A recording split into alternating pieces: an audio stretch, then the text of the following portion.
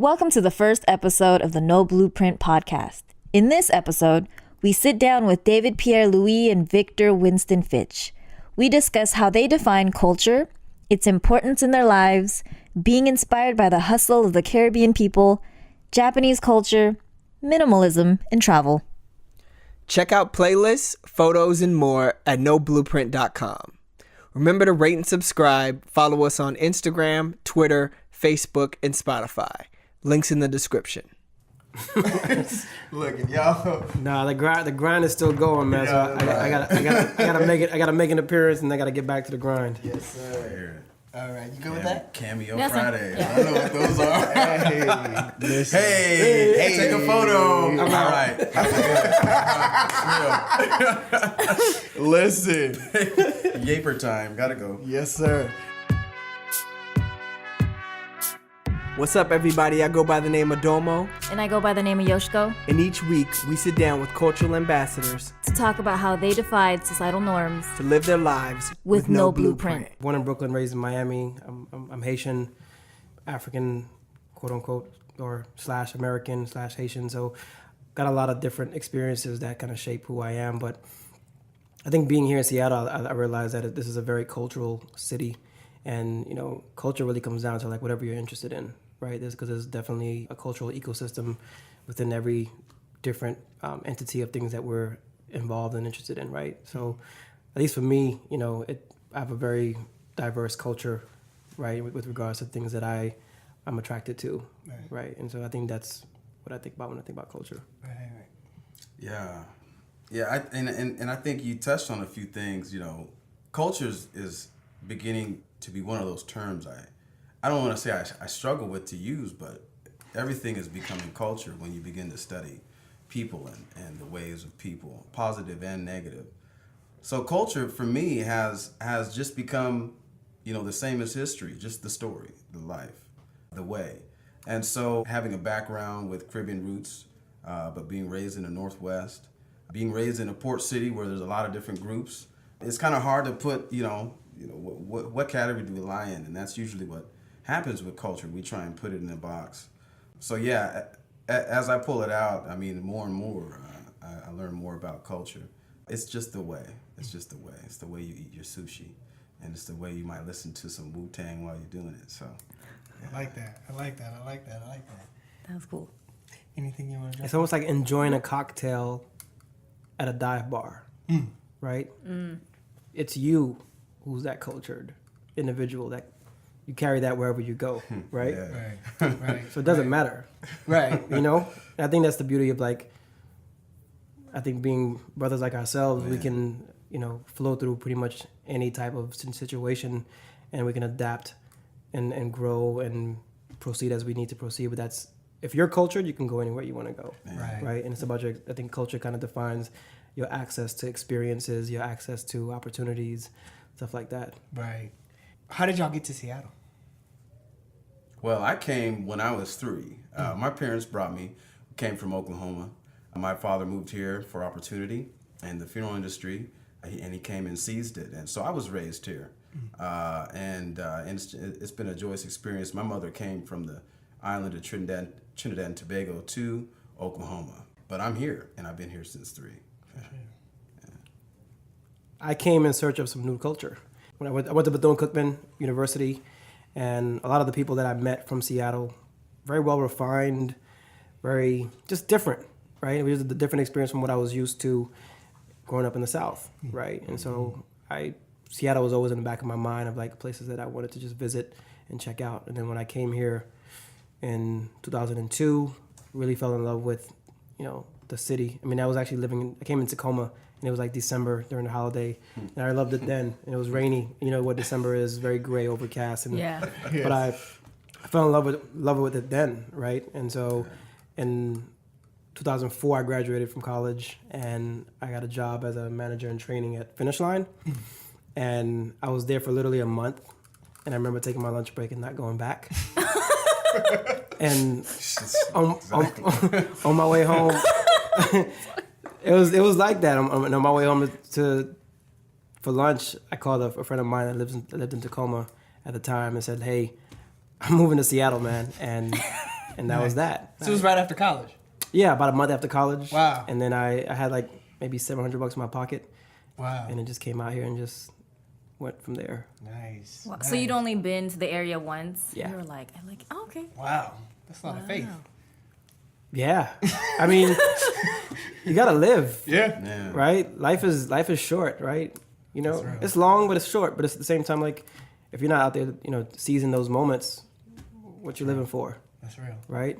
That's real. So, That's legit. That's legit. I like his perspective of Seattle. It's nice. Right? Yeah. Right? That's so fresh and sounds like a good magazine or something. Something you read in the plane. Right? That's what's up. this place is dope, and there's just so many different layers of Seattle that, you know, really is really why I love it here. Yeah. It's not black and white. Right. You know, I like the gray. You know, like It's a lot of gray. it is a lot of gray. Yeah, right now. But I mean, you know, literally and figuratively, right? It's like one of those things. Like, yeah, like the gray of life Right. is what makes it fun and amazing, right? Right. Embrace that part, that unknown, right? And that's what Seattle does for me. It forces me to almost question a little bit of everything. It forces me to question, you know, the norm, Yeah. you know? So you loved it since you got here. Oh, for sure. Wow. Man. Wow. Because, you know why? It's like, I didn't know who I was when I got here, Oh, okay. right? I dig that. You know? Makes sense. And so, like, this whole journey has been like me just learning about myself and loving every step, right? From the women I dated, from the food that I eat, from the exercise things that I've tried. I mean, I've done a little bit of everything. Nice. I would have never lived that life if I stayed in the South. Right. You know? That's real. You making me have an appreciation Wow. for Seattle. Appreciation moment. Saying, Right. saying. I should appreciate it here. I should shift the way I look at things. Right. Wait a minute. It is a diamond in the rough after all. Absolutely. Yeah, I call Seattle home. Definitely a global citizen. But I try not to live in too much of fantasy. I mean, this is home. Whether it feels like home all the time or not, that's another, you know, conversation. I would say if I had to break it down even further, you know, physically, this is home. My soul, somewhere between London and Trinidad and Tobago. Spiritually, this is Earth. I'm here. So, but aside from that, I mean, this is home. I mean, Blue Angels in the summer, Yes. sunshine in the summer, Right. maybe. Sometimes in spring. In Sometimes. August. In August. You know, run into the mountains. I mean, 30, 45-minute drive, Yes. and you know, drive an hour further east, and you're out in a whole another place. Of course, being able to leave Seattle and do some of those experiences, that's what I enjoy. You know, and there's so much water here. I'm a water kind of guy, so yeah. Could be a little warmer, though. It could definitely be a little bit. The water could be just a little warmer, and I'd be in heaven. Right. And never leave. Yeah. Never leave. For the record, let me state, I do wear long johns from September on until early June. I don't play, man. I can't handle this. Caribbean blooded. Caribbean blood is real. Yes. Yeah. How did Trinidad and Haiti, like, how did those cultures influence y'all, either growing up or even now? Yo, Trinidad, you know, and I've yet to touch the soil in Haiti, but one of the things I love about the Caribbean is the pride and the strength they put in themselves. You can't tell me anything because I know who I am, right? And I know my value. And that's one thing I'm glad when I go home, as I call it, and you interact with some of the people there, whether they highly educated and well-funded or not, you can't tell them who they are or aren't. You know, they've defined that. They've understood that. That's something that's embedded in them from the very beginning. And I appreciate that because when I came here, growing throughout the years, I had to figure that out, just like every other person. But usually in the process, you attach to what's around you. And that's something I was not able to do. And so anytime I did get a chance to go home or interact with some people back there, especially my mother, she helped in that aspect quite a bit. It reassured me that, okay, home is literally where I am and what I define. But aside from where home is, you know, having those roots, you know, that was really the main pillar and the foundation for me. So I'd say in Trinidad, before you get to leave the island and experience anything else, they make sure that's embedded in you from the youth. For sure. Oh, wow. how did Haiti influence me? I mean, it's definitely a very roller coaster of a ride, you know, being Haitian, because growing up, it wasn't something that a lot of us were proud of for various reasons, right? Whether it was it was just a lot of like negativity that came along with being Haitian, you know, because you know kids are just we're funny like that, right? My mother's is an activist and a lover of life, and you know she used to take us to rallies in like the early '90s when President Aristide was, you know, in office, and you know we'd go down to rallies in Little Haiti, in Miami, and you know my mom was on. My entrepreneurship comes from my mother and my father, and so she'd make T-shirts and go sell them at the rallies and all of that, right? So that's where I get that from, but the next day for school, or it's probably like either on a Saturday or, you know, Sunday, but the next day for school, she'd give us the shirts and make us wear it to school, and I'd toss the shirt in the bushes by my house and put something else on, right? You know, that was when, you know, I didn't know self, right? And you know, you was ashamed to be that, because, and then over time, you start to learn about, like, your true history, and I started to learn about, like, we are the first independent Black nation, you know, on this planet that revolted from slavery. Yes. That's real. Yeah. That's pride. That's like, you know, like a sense of like, okay, your ancestors have paved the way for you to be who you are. Right. So represent and fight that fight, right?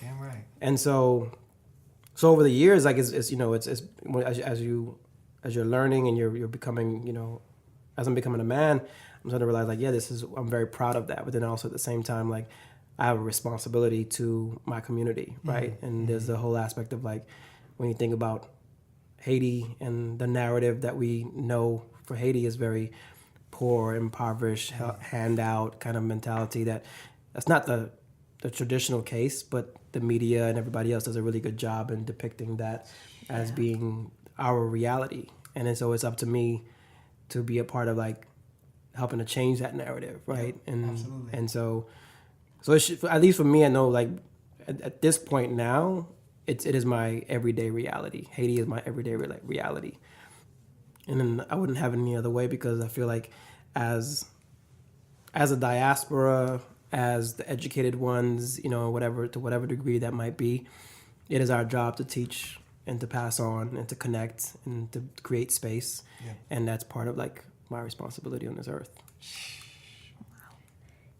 I'm gonna let that breathe right quick. Very deep. I don't know what this podcast was thinking, having both these guys at the same time. Right. Listen, I'm gonna let that breathe. You said something interesting about your mother's and the T-shirts being like what inspired your entrepreneurship. And you talked about your father coming up to be an entrepreneur in Seattle. Like, can you talk about that and what other things may have inspired like your entrepreneurship? Yeah. Entrepreneurship goes back many generations on both sides of my parents.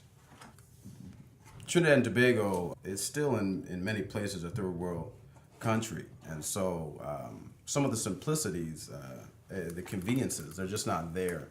And honestly, you know, entrepreneurship, one of the definitions of it is just literally providing convenience, meeting a need with or demand with supply, and the process that in between is the business itself. So when you don't have the opportunity to just have conveniences, it means a lot of people can provide that for you. So an example of that would be if you're in a Caribbean island and they don't have much refrigeration everywhere because it's a demand on energy, then you've got to create a solution. And so that could be an invention even in 2015. Ice, a means to transport ice. So it's that type of creativity that comes from my mother's side. On my father's side, he's an all-around hustler. You know, his main rule was to make sure he can take care of himself. He's been working since 5. And so they both influenced me. You know, my father, he came to Seattle to work in the funeral profession. And after spending some time at some local businesses, he decided that he wanted to strike out on his own. And of course, there was an opportunity there. There was the organization that he received from, you know, help people in the community. But the main thing is that he had vision. And so that's really what he imparted to me, the ability to catch vision, to manage it, and then ultimately to execute. That regarding the same with my mother, even she helped my father launch it, and then she went some years later to start her own clinic as a chiropractor. And she was the first black female chiropractor in the state of Washington. Had her business, had her clinic for over 15 years in a little place called Lakewood, Washington, not too far from Tacoma. Hey. But yeah, both of them influencing me. I mean, our kitchen table was wild. I mean, we challenged all barriers in terms of why an idea couldn't be viable, or why something took longer than the other. Was it a financing aspect, or was it an organization aspect in terms of getting the documents ready? But these are the types of talks that I think were very beneficial to nurturing that entrepreneurial spirit and allowing it to grow without hindrances. I'm very thankful for them. And then there's the uncles who I met, later on in life. It's funny when you find out an uncle who owned, 30 houses in one city, quiet as kept, and then he worked at the bank his whole life, and then his side gig was training bank managers. It's just interesting when you get to learn that about other people. So yeah, it's deep in our family. Yeah, I mean, but not to discount the T-shirt my mom used to sell, but it's the same thing for us, right? It was really like my mom and my dad used to own a grocery store and a thrift store in New York City. My dad was a super and had several buildings that he managed and owned in New York as well. If my mom was sitting right here, she would say I was a serial entrepreneur too, right? And she had, from the grocery store to thrift store to a restaurant in Miami to the cleaning company to the lawn company. It just permeates through, through our whole culture. And I guess for me, I always struggle with the word entrepreneurship, just because I feel like entrepreneurship is more of a state of mind. Like there's a lot of business owners. People are naturally, hustlers. People are naturally will figure out a way to make a means to an end, right? And you take, anybody who has an idea, then they, apply certain skills to that, and then they create that particular business. But entrepreneurship is really more of a state of mind, right? It's how you approach certain things. It's that aspect of like taking risks, taking chances, creating opportunities out of nothing. That for me is what it means to be an entrepreneur, right? It's that type of approach that you take with certain decisions that you're making, and that's what I think about when I think about what it means to be like an entrepreneur. Yes. So okay, fast forward. You graduate from college. And you already know that you've got like entrepreneurs in your family, right? Where did you go? I know you went to Finish Line after college before saying, you know what? I'm ready. How did you get to your entrepreneurship? Or was it just, I already know where I'm going? I knew where I was going before I finished with university. For me, though, and I was blessed to have my parents be able to afford my college education. The first thing I did when I went home was to get to work, because that's how I got to university. It was a financial crisis. Right, the recession. Right? The Great Recession. And so, although the funeral profession took a little while for it to hit, and Washington itself had some barriers economically that prevented it from, hitting the worst, anything that is consumer driven took a hit. One of the things that we really had to get past as a family was an issue with our thinking. One was we didn't understand what was happening because all we saw were financially numbers diminishing, or families choosing a different path or a different provider for that service. On the other side of that, the availability for credit and to get new equipment, to get supplies, it became very challenging, because these suppliers and these types of institutions only wanted to work with people who had credit or had these types of like a large piece of cash laying around, $100K or so. So these were the types of things that began to happen. And so one of the things I had to do was really help my parents. At the same time, also, they were both going through some health issues. They were being diagnosed with type 2 diabetes and all the symptoms and effects that has. So one of the main things I had to do was just kind of prove new concepts. We had to develop new markets, which means we had to build relationships with other communities that were here. And we also had to find ways to streamline our paperwork administratively, as well as logistically, use less resources to get the same thing done. So in that regard, it really, the first thing I had to do, that was my first challenge. Just really, organize all that. I didn't take my leap into entrepreneurship until, let's see, maybe like 6 years after university. And although by then I had built up a large percentage of growth inside of the funeral home with different strategies, I wanted to venture off into something different. I actually did not want to stay in the profession.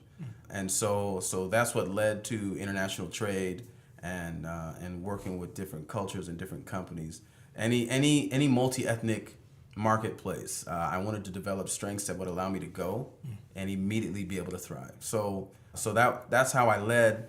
The inspiration behind that, aside from everything else we've spoken about, was the fact that my dad would not relinquish control of the business to me after I'd been home working over 5 years through the financial crisis. We barely had enough money to get through, so it's not like I was saving up a bunch of money to make a move. So instead of looking to start a business, raise capital, and go that route, I didn't want to wait or organize at that level. I just wanted to go. So I just dipped into my strengths and did a bunch of personal development. And it's just like the gates kept opening up, and I just kept pushing and demanding. So it's an interesting story. It took a little while before I can step into that water, and I'm thankful for that, because I still wanted to help my family business, and I'm thankful that I can still run all these businesses I have, while the main one is being the family business. So, yeah. What was your major in college? Economics. Nice. Economics was it for me. I love economics, man. So university was important to me because it gave me the first taste of different cultures. I got to learn languages. So although Spanish was like one of those requirements in high school, I was able to touch into some Japanese, and that's really where my college experience began to change. When you get to see the world through another culture, through their language, especially a country like Japan, then it does give you a little reflection on your own, especially if you have a multi-ethnic root. For sure. Shout out to Japan. David, what was your major? And then once you left Finish Line, came to Seattle, what did you do? And how did you get to what you're doing now? So I studied business administration and with a concentration in marketing in college. And I did a lot of community development projects in my business degree. I was part of an organization called SIFE, which is stood for Students in Free Enterprise. And so we did a lot of activities that kind of garnered mentorship in the community, and just being present with the high school students and just students in general with regards to how we can support them in their own personal initiatives. But after moving out here, I started looking for a job. I mean, I still didn't know I didn't have a business idea in mind or anything of that nature. Even when I was in college, I was an entrepreneur in college. So Smell Good Products was one of my businesses where we sold incenses and oil and black soap and that whole ordeal. I did that. I ran a car wash business for 2 years. That was Chocolate City Auto Detailing. Big up to all the Chocolate City Auto Detailing folks out there. We did that for a good 2 years. I have a very interesting college career in and of itself. It's probably like a whole other podcast in and of itself. But moving out here, I started applying for jobs within the management field, and I got to apply for a job with Frito-Lay, and I was waiting to hear back from them after that interview, and almost took a job as a barista at Starbucks in Tacoma, and then I finally got the call up here in Seattle, and then I moved out here to be a district sales manager for Frito-Lay. So I pretty much had about 200 or so customers and 6 employees that I managed in the North Seattle market. But I did that for about 4 years, 3 years at the time, and I had this vision of owning a bar. And I think part of that vision was reinforced when I started frequenting this place called Fair Gallery Cafe, which used to be on Capitol Hill, owned by Alicia Johnson. Shout out to you. I know you'll be listening to this eventually.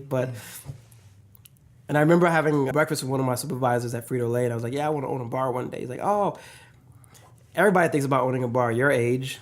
I'm like, excuse me? In my mind, I was like, excuse me, really? And everything changed for me at that moment, where I knew that it was time for me to get into my lane, right? Because I knew that I only wanted to work for 5 years for somebody else, and then eventually just get out there and do my own thing. And so I started working on the concept for opening my own space, and I went to Japan for 2 weeks to kind of see how they were using technology and their bars and whatnot. And I think I got the first taste of like touch screens in a restaurant industry, and this was probably like, I want to say probably 06 was when I was in Japan. And that was beautiful. And, you know, like you start to experience culture, you know, and through somebody else's language, and you're like, oh my gosh, like I didn't speak any Japanese, right? Or anything of that nature. So it was really, you know, an opportunity just to kind of go there and be present and, you know, use my book to kind of like communicate and whatnot. But it was just a really great experience all in all. And then 2007, I left Frito-Lay and went to work for Adwala. They poached me, and I went to work for Adwala, and I was like, it's good timing because I was already thinking about opening my bar. It was more money. So I left December 07, and then July 08, I got the can, right? It was big layoffs across the whole country, and I got laid off, right? And that was like the happiest day of my life. Payout? No, and it's funny because I thought I was gonna get a nice little severance package and everything would have been nice and peachy, but no, it wasn't even about that. It was really more like somebody cut the umbilical cord, and it was like this was a sign. Yeah, and you know, I had a choice at that moment, right? I had it even. It was interesting because I got a phone call that afternoon from my HR department. She's like, I'm so sorry. You know, I know we offered you X, Y, Z and to be here with the company, but it's just something that just happened. However, we'd love for you to consider staying on and maybe relocating to another part of the country. So as you make your decision, we'll continue paying you. You know, I'm like, in my mind, I was like, I know I don't want to continue with this company, but I was like, well, should I get paid for a little while longer? Like, all right, I'll hold on to it and I'll milk it. And I went and looked at some other markets and thought about, you know, possibility of relocating to the East Coast. They offered Nantucket as one of the areas for me to manage, and I called it back. I was like, you know what, I can't do the lateral move. You know, I've been doing this for too long already, and I'm good, right? Severance package was crap. I worked got my unemployment for a while, and sunk everything that I had into into Lucid, cashed in my 401k, maxed out my credit cards, and you know, here we are, right? Yeah. And part of it really comes down to like, whatever idea, whatever thoughts you have, you can accomplish it. Absolutely. It's gonna be hard, right? But you know, take that leap, and you'll see what's on the other side. So that was the beauty of like, you know, getting laid off. It was like sink or swim. Right, absolutely. I'm not sinking. Unless you tell me there's like gold at the bottom of the sea or something, you know what I'm saying? But other than that, I'm going for it, right? Absolutely. So, yeah. Absolutely. That's inspiring. Yes, absolutely. And I would be remiss if I didn't talk about the Japan connection between all of us. For sure. I saw her smiling. I saw. See. Do you want to go first? I don't know. Well, I mean, obviously, I am Japanese. Name's Yoshi. But I grew up here, wasn't born in Japan, visited as a child, went back not too long ago. But no, it was just exciting to hear that when you went, you saw technology there that we're just now seeing in America. Yeah. And so, in your experience in Japan or learning the language and the culture, you know, opened your eyes. And I'm a big supporter of like, going to study abroad. I think that totally changes people for a good experience. You know, just being out there out of your comfort zone. Right. But even, you know, the funny thing is, even with, forget technology, I just appreciate like the discipline of the culture, right? Like, I never saw anybody walking and eating at the same time. No, it's looked down upon. But you know why? I think it's because they have these crows. There might be ravens, and they'll attack you. I think it's food. Yeah. So I think it's part of like the cleanliness too. Well, that too, yeah. Right. So the cleanliness of that culture is just amazing. Yeah. Right. It's like New York City. I mean, Tokyo is like New York City times 10. Right. But clean. Yeah. Right. Yeah. There's only trash cans by the vending machines. You won't find them anywhere else. It blows my mind, right? Yeah. And so, but then that was one thing. But then also like the escalator was one that I really was like. Wait. So with the escalator, for example, if you're getting on the escalator, Yeah. if you're gonna stand, Uh-huh. you sit on the right side. Okay. And the left side is always empty. For people that want to walk Yes. up, Okay. right? Okay. So there'll be a line building up at the bottom of the escalator on the right side, Uh-huh. and the left side is completely empty, all the time. Interesting. Right. So that's discipline. That's mindfulness. That's like, thinking about, those that are coming behind you. There's like a whole element that's so important, right? And so that was something that I was like, I took a lot of foresight from that. I was like, man, this is amazing how they approach just their way of living, right? And maximizing space, right? And so, when you think about making it in America as a business owner, you think big, you think a lot, you think of a massive space. And I had this vision for my Lucid. It was like, I wanted this like 10 times the square feet of what I had already, and you want to have a lounge over here, a bar there, this, that, and the third. Yeah. And then when I was in Tokyo, I was like, man, they made some of the most smallest spaces work. Yeah. And so that allowed me to rethink in regards to what I had to work with, right? So it wasn't like I needed to open this bar with like $100,000. I could make it work with what I had, right? And so it was a matter of like either being resourceful and whatever space that I had, right? And so that was the beauty of it. And so where Lucid became was in a t-shirt shop, right? It was a buddy of mine who I went to college with who had like a Greek and sorority paraphernalia t-shirt shop. And he decided he didn't want to be in the business anymore. I took over his lease, looked at the space. I'm like, yeah, we could turn this into a bar, right? And it was, and the whole time I'm thinking, I remember being in Tokyo and seeing how they made small spaces work. Nice.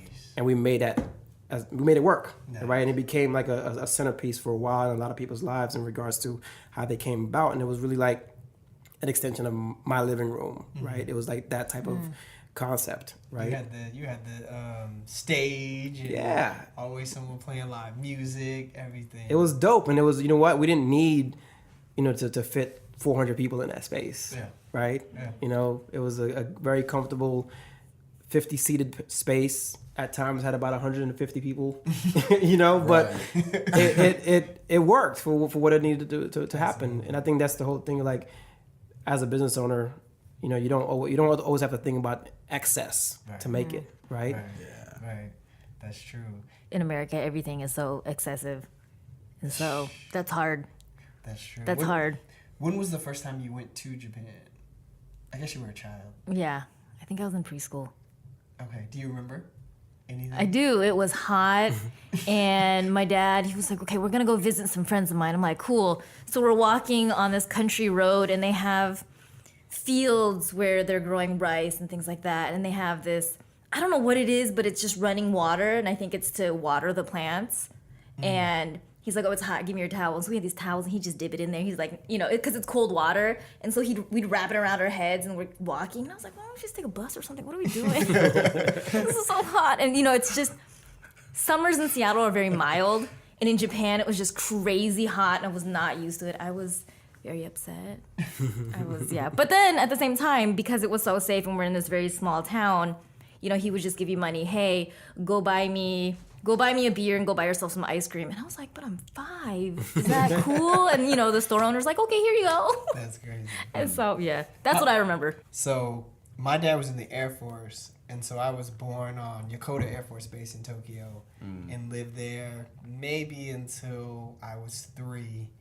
And so I ended up going after I graduated college for like 10 days, just went about and around Tokyo and was like, yo, I could live here. Like, this is awesome.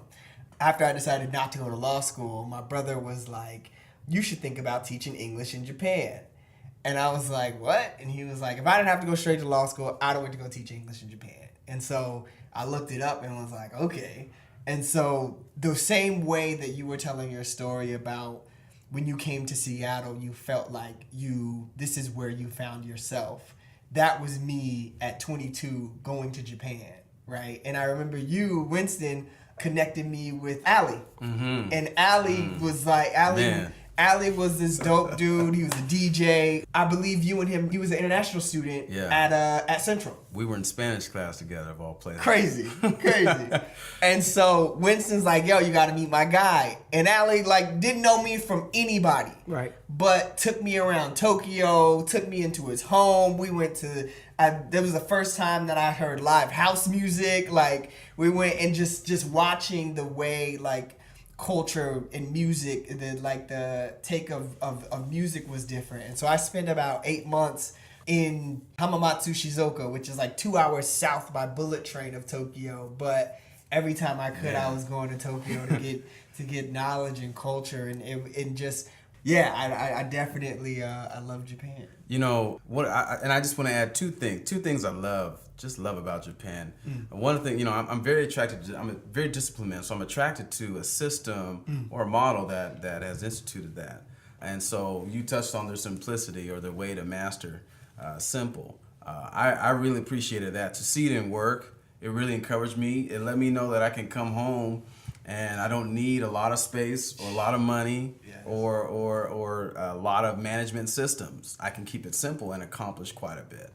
And then the other thing about Japan that's interesting is you won't find anything used, you know, much on the main level. You won't find used cars, and you sure enough won't find worn down shoes. And that also really encouraged me. It helps me push for newness, keeping it fresh, you know, and taking every day as a new, fresh day and an opportunity to present myself in a fresh way. So so those two things alone, I thought it was interesting. There's no used car market in Japan. I was like, gosh, all the used cars we see in the States and around, and like then none here. Like, but yeah, it just showed that, you know, there's a people that exist and they only want new things. And that's just how we roll. We just, after it gets a little old, we're done with it. We want something new. Right. Yeah, I could do that. Yeah. I'm pushing toward a minimalist lifestyle. Yeah, minimalism. Yes. I never thought about the no new used car market. I never thought about that either. Yeah, me either. That's awesome. I mean, it probably helps with the environment too. Yeah. True. Yeah. Right? True. Well, yeah. True. Not probably, but it does. And from a business standpoint, it's a great export, new and used cars. Right. I mean, constantly. Yeah. Because there's still value in them, right? Yeah. We buy them, you know, but there's definitely countries around that will take those cars, and they sell them at a great rate. So. Right. Yeah. And so I ended up actually leaving Japan 2 weeks after 3/11. 2011, 3/11, 2011. And it was like, I'm gonna go back to my family. But at the same time, I was also like, Japan is in good hands. Like, nothing's gonna happen to Japan's not gonna let nothing happen to their people. Like, they got this on lock. So, well, I guess on the topic of travel, besides Japan, where else have you fellas been that either inspired you or maybe you hated it and that somehow inspired you? Oh my. Well, you know, in 2008, this is a year out of university. This was when there was still a little pecunia going around, a little currency flowing in my direction from this old funeral home. And so I said, okay, well, I'm going to Seoul. I'm going to South Korea. And you know, within like 7 days, bought a ticket and just hit it. Wow. Went to Seoul, didn't stay in Seoul long, caught a bus, went 3 hours south to this little small town and just kind of chilled. That was a fun trip. That showed me that I'm willing to go. You know, I'm capable of going anywhere. I don't have to have all the agenda laid out. I would say the most impactful trip for me, though, was London. London really let me know that, one, I am a Londoner inside. And then, two, I got to make a lot of money if I want to live in London. So they let me know quick. London's beautiful. You know, it's just a mix of people. It's got a lot of history, a fair amount of haters, if you will, depending on what your ethnic group is. But at the end of the day, there's, you know, you just go there to celebrate. You celebrate culture. You celebrate, you know, the different layers of economy there. I got to touch with some old Seattle friends too. So those two trips combined, they were both in 2008, and I came back and was just determined. That's when I knew that whether it was the business I was in at the time or a different business, but I had to do more travel and I had to definitely get back to London. So. Never been. Yeah. Same. Some my lifestyle. Get it. Wow. And my most exciting trip has not happened yet. Okay. But I leave in about 3 weeks for this world tour that I've organized with my team. Oh. And we're doing screening the documentary Kimba FM, which means hold firm, and we're doing 22 cities, going from Seattle, DC, New York, Montreal, Berlin, London, France, Amsterdam. Of course. Of course. But no, so that's I can see that, and I can see my life changing over the next 3 months. One of my favorite cities. Man, it's a mix between. Nah, you know what? Sao Paulo is beautiful. A very, very, very artistic city. It was wintertime for them, so it wasn't like the typical what you hear about Brazil, the pretty women all over the place, blah blah blah. It was really like it was really just a culture of like just people. Like I really appreciated being. I don't speak Portuguese. Yeah. And my Uber ride from my hotel to the airport was one of the most amazing Uber rides ever because it was traffic like out the wazoo, and here I am, him and I were stuck in this Uber, and we want to have a conversation, but we really can't, right? And so, but we leverage technology, right? So there's like a translate app that allowed me to speak into the translator, and then it would spit it out in Portuguese to him, and it was just like this really engaged, real conversation. Yeah. It wasn't just like, hi, how you doing? Hope you had a nice day kind of thing. We had conversation about like everything from with regards to like culture, like poverty, entrepreneurship. We talked about everything just through this app. How long was this car ride? Almost about an hour. I know. It was about an hour ride. Okay. And we both left like really, really excited, right? Because we had some really intense conversations about responsibilities of like us as individuals in this world, but all of that through this app, which is awesome. Technology, man. I love Los Barriles, which is just like an hour north of Cabo. Okay. Small little beach town. Just a really good spot to just kind of like unplug and just wine. And if I didn't mention Haiti, I'd be a fool. But hey, listen, they get you. Haiti's beautiful, man. Haiti's one of those things like, again, if you let the perception of what the media tells you about Haiti, so sad, right? Because it's the people make the space what it is, right? And the people are beautiful despite the lack of resources and the lack of access to certain things that they need. We're still happy. Right. We're still getting it. Right. The guy walked down the street with the wheelbarrow with the sugar cane, and he's cutting up sugar cane, and you're eating that right there. Right? Like he knows my mom's order. Like I remember it was funny because I remember last time I was there, the guy came by and I was like, let me get some sugar cane for my mom, and like, oh, you can chop it up. He's like, nah, man, she doesn't like it. You know what I'm saying? The cane like that. You got to keep it raw. She likes to do it herself, kind of thing. And I was like, no, just give it. And then I brought it downstairs to my mom, and mom was like, what are you doing, right? You know what I'm saying? Like I like it, whole, right? So it's just like Haiti's a beautiful place, and I'm excited to take this guy with me, hopefully in August. Nice. That'd be awesome. Gotta happen. Listen, that'll be awesome. So that is awesome. I feel like there was a theme again with just being happy with what you have, like minimalism. not wanting the grandest, the biggest, the best, that kind of thing. Absolutely. Yeah, I mean, I think it's funny. About a couple of years ago, 3 years ago, I was moving from Wedgwood, a roommate situation, and I had the option of like, I found a studio, literally 206 square feet, and I've never lived in anything that small before, and I'm like, ooh, this is interesting. And I remember when to go see the studio. I'm like, all right, walked out, and like, wait, where's the closet? So I went back in. There was no closet. All right. Okay. So now I went home, and I was looking online still for like another spot, and I found this place in Lake City. Same price, 4 times the amount of space. And as I drove away from that place, I was like, nah, I actually want the smaller space. So I settled on the smaller space. And then when I went to my place I was living at, I looked around. I'm like, well, 80% of the stuff has to go. It was just real. Right.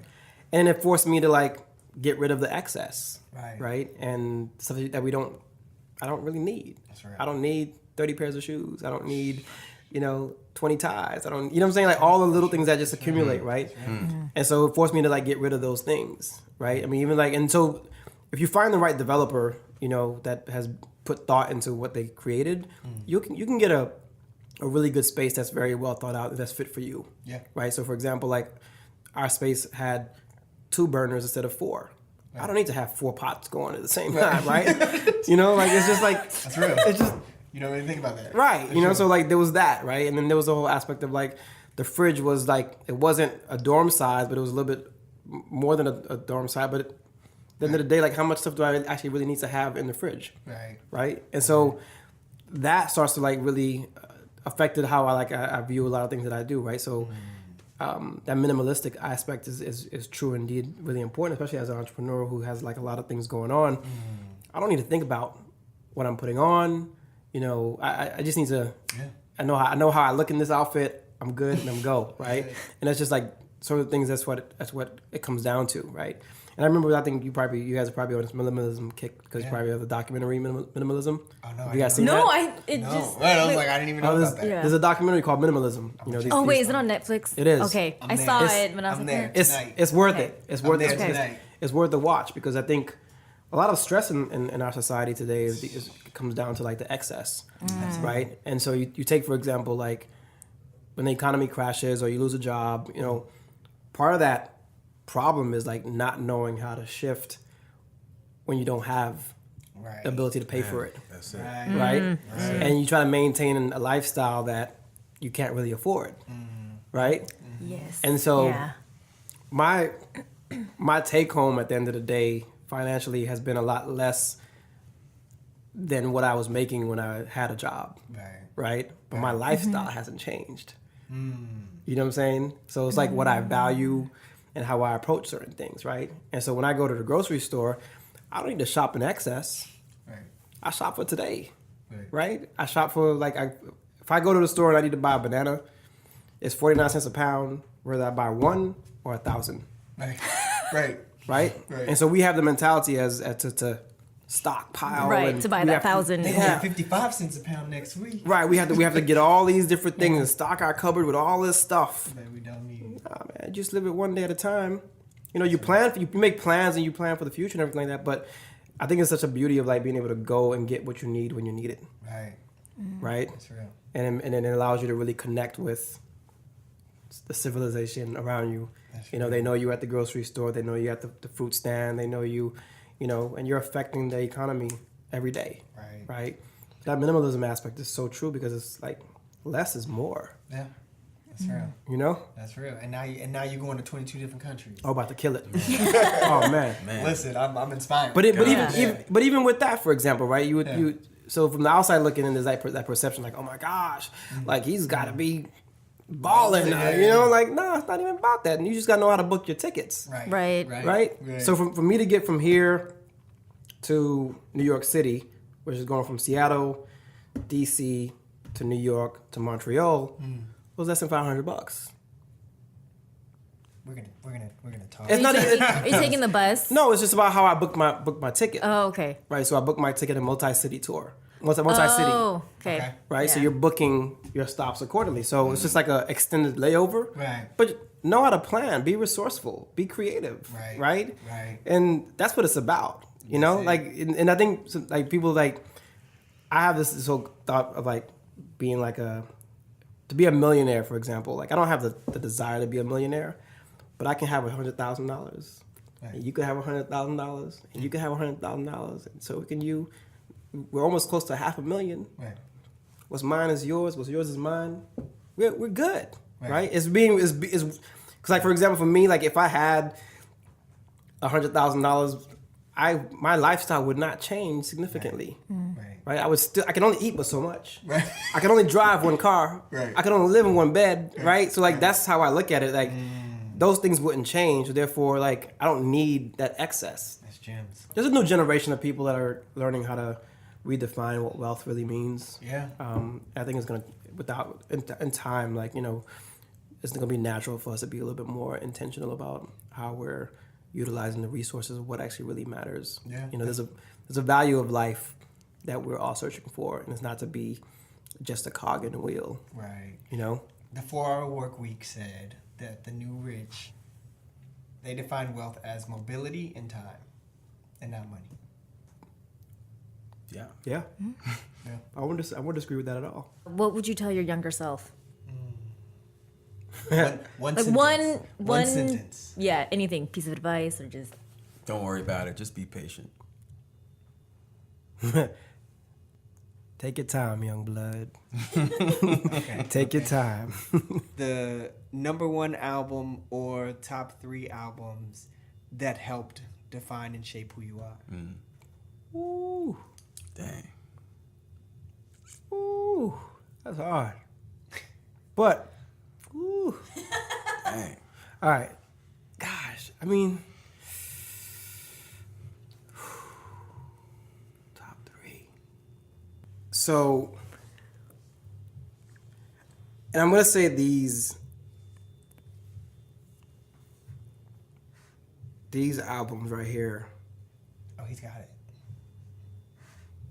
it always resonates with, like, it's a good place to go back to. And it kind of like, we were these individuals at these particular time when these albums came out. And that's Outkast. And that's Southern Playalistic, Okay. Cadillac Funky Music, right? Classic. And that album to me was like where we were, you know, as young boys, right? And we were that.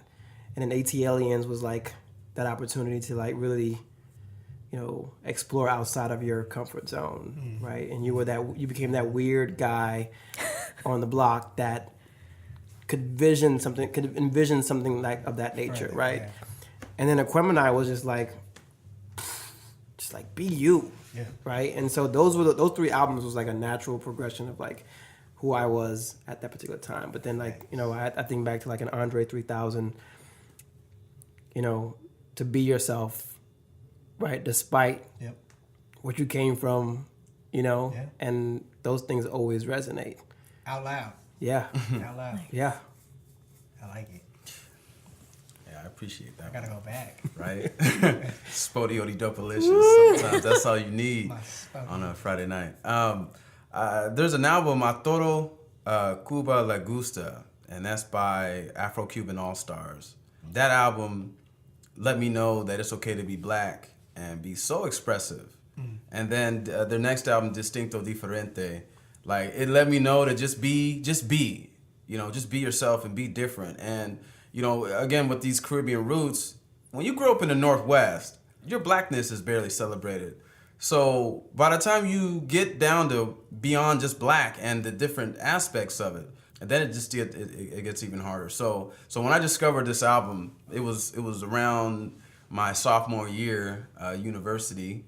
That's when I really knew that just beyond the black skin and the different cultural events around African American culture, there was definitely more to me.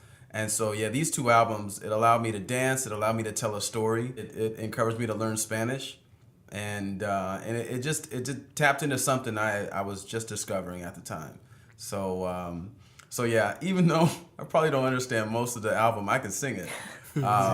So yeah, Distinto Diferente, I would say if I had to choose one, that would be it. Okay. Okay. How can we see your documentary? Aside from going to one of these I 22 thought you'd never locations. asked. I thought you'd never asked. Well, you know, right now, we don't have plans on releasing it digitally yet. Part of the vision for me with this piece is really about the conversation that's going to take place after the documentary. So we're trying to be very intentional with how we screen it. Okay. Because it's really about the work that needs to be done. Yes. Right? It's like it's a catalyst. And so for right now, the locations that we're screening them at are on our website, and it's Kembe FM, which means to hold firm in Creole, very common phrase, Kembe FM, and it's KENBE-FEM.com. We'll put it in the description box. There you go. Yeah. But yeah, so that's for right now. We've got about 22 cities lined up for between April and through July. Nice. And then after that, we'll figure out, you know, where we want to go with it from there. Nice. Any words to leave us with of what's coming next? What's coming next? Yes. I mean, gosh, that's very open-ended. But I mean, because I'm a mad scientist when it comes to business plans. I know the Northwest is slow, which just gives me time to prove. I would say that if I have to lead any words with anyone, because I actually won't tell you what's coming next. That's how I stay on top. I like that. I tell you when it's old. I almost got him. Almost got him.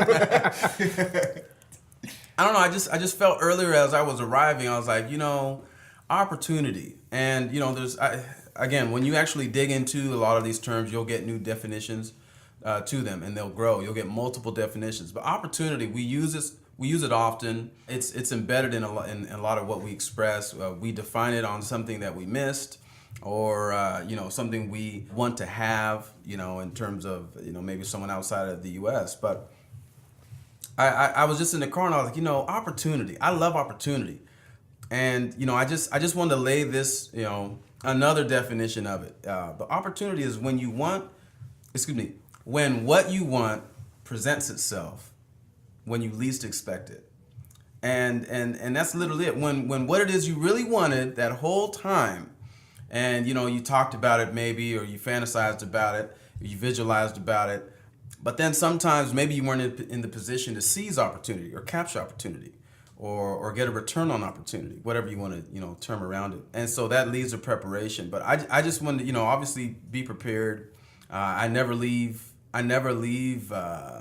home without a few items, and I keep a few items on me at all times. I keep 2 bags, and that's just for being prepared. But it's being prepared for opportunity, because you never know what opportunity is going to hit you. I'm thankful that when I met Damo, as I call him, I was ready for at least some inspiration. And my brother David over here, I never knew that we'd end up, sitting here podcasting. My man's going on a world tour. It's just wild. Opportunity is everlasting, and what we have to give is truly what our treasure is. So I'll just leave it like that. Hopefully it's valuable. And I want to thank y'all for having me on here. Listen, Well, thank you. Yes. I'm so honored that you would think so highly of me and extend an invitation and make time and use resources for it. So I'm thankful for it. Yes, and thank y'all both for allowing us the time. And so No, appreciate y'all. it's a pleasure for sure. It's funny, man. I really appreciate you, Winston, because I know I've known Winston for about 4 or 5 years now since I ran Lucid. I've seen him in many different forms, as a That's fair. as a barkeep. We for the most part we tend to be the ones that are the sober ones. But some of the best times has been before the drinking had begun in the space, and it's always just been interesting to see like the conversations that we would have, or the look on the faces of like some of the people that don't look like us, that already have a perception of what we were supposed to look like and sound like. And when we do open our mouths, it's a whole different like, oh.